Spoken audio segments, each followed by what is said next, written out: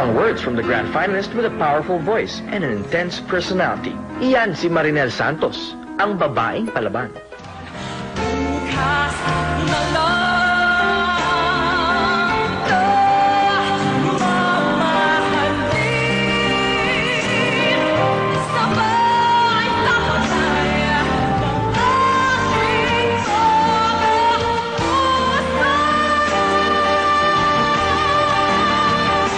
Ngayong ang lapit na ni Marinel sa tagumpay, fight pa rin siya till the end.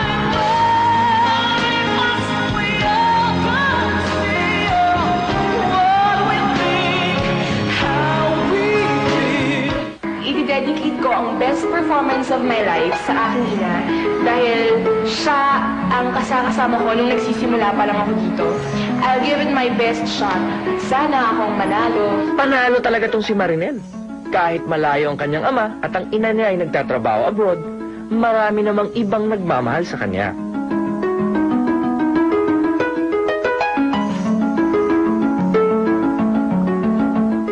Sige, no kiss para kay Tito naman. Ay! Buksan mo. Na kay Marinel na ang pagkakataon. Ang layo na rin ang narating niya. Ang masasabi lang namin para sa kanya, go Marinel, go and fight! Ibang klase talaga si Marinel at syempre ibang klase ang mga nagmamahal sa kanya. Ito mga nagbibigay suporta at mukhang dito siya nagmana ng kanyang talento. Mga kaibigan, ilan po sa mga kamag-anak ni Marinel, si Lola Carmi and ang kanyang mabuting ama, si Daddy Jingle. Magandang gabi po sa inyo. Magandang gabi po naman. Nagulat ka ba nandito si Daddy? Hindi po. Hindi ka nagulat o nagulat ka? Hindi po, alam ko po pupunta siya. Ayan, okay. Anyway, gusto naming malaman, Dad, kayo rin po ay isang singer at madalas din po kayo nag-abroad. Ano pong may papayo niyo po kay Marinel? Parang bilang tutulong sa kanyang launch ng kanyang singing career. Siyempre, ang singer kasi dapat low profile ka parate. Dapat mabait ka sa mga kasama mo at saka yung hanggat bata alagaan yung boses. No? Wag abusuhin yung boses. Okay. Meron tayong karagdagang sorpresa para kay Marinel. Mga kaibigan, yung mami mo pala si Vivian is also a singer at kasalukuyan nasa Japan. Marinel? Ayan na siya! Via phone patch, mga kaibigan. Miss Vivian Santos. Hello, Mami Vivian. Hello. Yes, hello. Nasa Star na Million po kayo. Kamusta po? Nakikinig po si Marinel.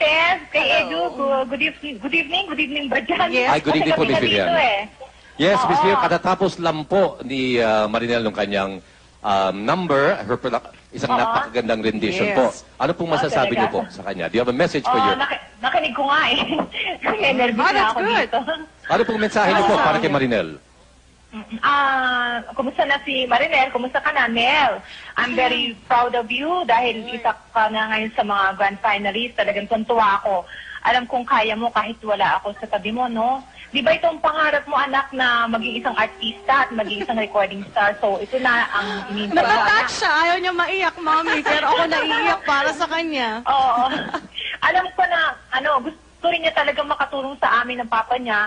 At ayaw niya kasi niyang magkalayo-layo na kami. Kasi baby pa siya, umaalis na kami. So, napakabuting anak niya kasi nag-iisip siya talagang tumulong.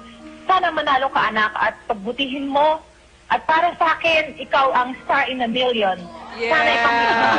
Mami Vivian, maraming salamat. Okay, mga